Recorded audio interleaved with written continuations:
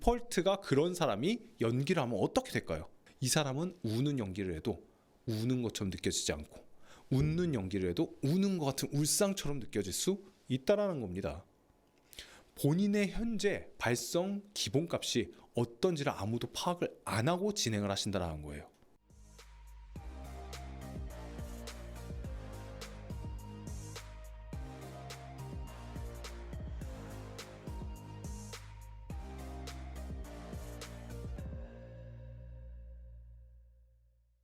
안녕하세요. 발성교정 전문센터 보이스닥터입니다.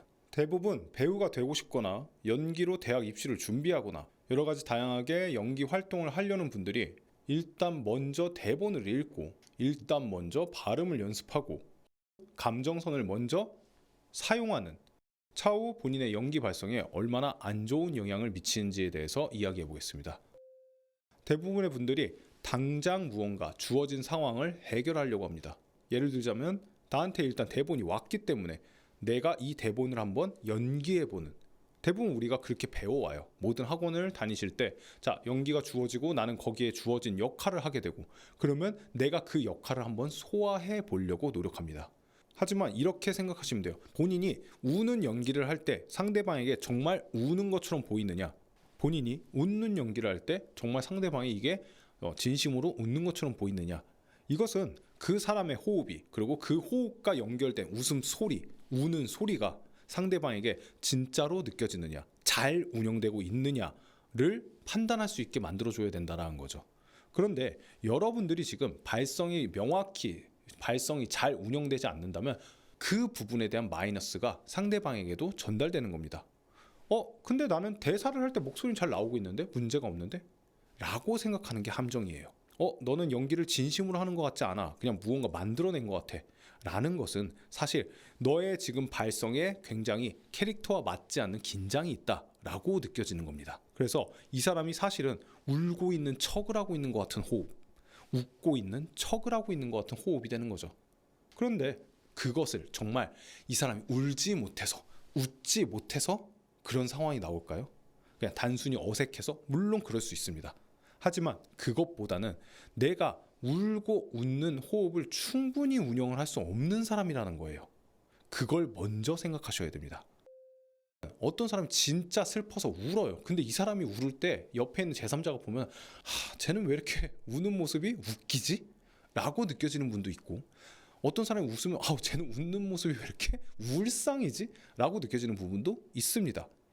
무슨 얘기냐면 그런 사람이 만약에 디폴트가 그런 사람이 연기를 하면 어떻게 될까요? 이 사람은 우는 연기를 해도 우는 것처럼 느껴지지 않고 웃는 연기를 해도 우는 것 같은 울상처럼 느껴질 수 있다는 겁니다. 본인의 현재 발성 기본값이 어떤지를 아무도 파악을 안 하고 진행을 하신다는 거예요. 그저 일단 내가 연기를 하고 싶었기 때문에 연기를 구사하시는 거지만 내가 연기를 할 기본 무기인 호흡과 발성과 목소리가 어느 정도 안착이 돼 있지 않은 상황에서 그렇게 진행을 해버리시는 거죠. 그렇다면 전달받는 상황에서의 그 사람들이 느끼는 감정은 더욱더 이질적이고 이상한 상황이 된다는 겁니다. 그래서 여러분들이 항상 발성 문제를 찾을 때는 어떤 발음이 꼬였어, 내 목소리가 좀 선생님이 디렉팅을 하실 때 좀 더 멀리 던지거나 좀 더 크게 내 라고 얘기했는데 난 크게 안 내죠. 그래서 그 포커스만 생각을 하시는데 아닙니다. 이미 그런 무언가 목소리나 발성적인 디렉팅이 계속적으로 들어오는 상황이다.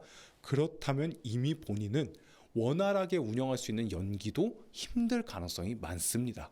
하지만 그걸 반대로 생각한다면 발성만 더 좋아질 수 있다면 훨씬 더 원활한 연기를 할 수 있다는 거죠. 왜냐하면 결과적으로 연기라는 건 우리의 감정을 상대방에게 원활하게 목소리나 호흡 등으로 전달하는 거거든요. 애초에 연기를 준비하는 과정에서 가장 베스트로 할 수 있는 거는 내가 발성, 그러니까 압력을 먼저 충분히 잡아놓은 상태에서 연기의 습관을 만들어가는 게 훨씬 더 좋습니다. 어차피 본인이 쓰는 패턴이나 습관은 무조건적으로 만들어질 수밖에 없습니다. 이 습관은 나쁘다기보다는 그 사람만의 어느 정도의 패턴이 되는 거죠. 하지만 그 패턴이라는 게 여러 카테고리에도 들어갈 수 있는 내 발성값 자체가 여러 가지를 스펀지처럼 소화할 수 있는 상태여야 된다는 거죠. 그래서 가장 중요한 건 내가 연기적인 목소리를 찾아야지가 아니에요. 내가 연기를 할 수 있는 기본 발성 상태를 만들고 나서 그 다음 연기를 붙이는 게 가장 필요한 작업이라는 겁니다. 여러분들이 계속적으로 무언가의 한계에 부딪힌다는 건 이 상태에 메커니즘이 자리 잡혀 있지 않을 가능성이 많다는 겁니다. 그래서 지금 여러분 연기에 무언가 문제가 생기고 계속 벽에 부딪히는 상황이 된다? 그렇다면 일단 발성부터 진지하게 생각을 해보셔야 됩니다. 연기를 하는 시간이 쌓일수록 오히려 더 점점 안 좋아질 수 있습니다. 왜냐하면 이거는 소모값이지 이게 경험치로 축적돼서 발성 입장에서는 좋아지는 게 아닙니다. 물론 연기적인 감성적인 부분에선 당연히 축적되는 경험치예요. 하지만 내 머릿속에 있는 걸 나 혼자 상상하는 게 아니고 내 머릿속에 있는 걸 상대방에게 전달하는 직업이기에 지금 여러분은 연기를 하면 할수록 그 경험치는 감성적인 경험치는 올라가지만 발성적인 상태는 더욱 안 좋아질 수 있다는 겁니다. 그래서 지금 연기 그리고 배우를 고민하시고 혹은 입시를 준비하고 계시는 분들 같은 경우에는 일단 발성에 대한 부분을 굉장히 진지하게 고민하신 후 본인의 연기 생활을 계획하는 걸 추천드립니다. 결국 여러분은 발성의 발목이 잡힐 수 있고 발성 때문에 무언가의 벽에 막힐 수 있습니다. 전체적으로 발성 때문에 본인의 캐릭터까지 무너질 수 있는 상황이 충분히 만들어질 수 있다는 거죠. 그리고 그것 때문에 고민하는 배우분들도 굉장히 많습니다. 발성은 근본적인 부분을 변화시킬 수 있습니다. 단순히 복식 호흡을 하거나 단순히 배로 숨을 쉬고 배로 소리를 낸다고 바뀌는 것이 아니고 그렇게 낼 수 있는 몸 상태를 만들어야 됩니다.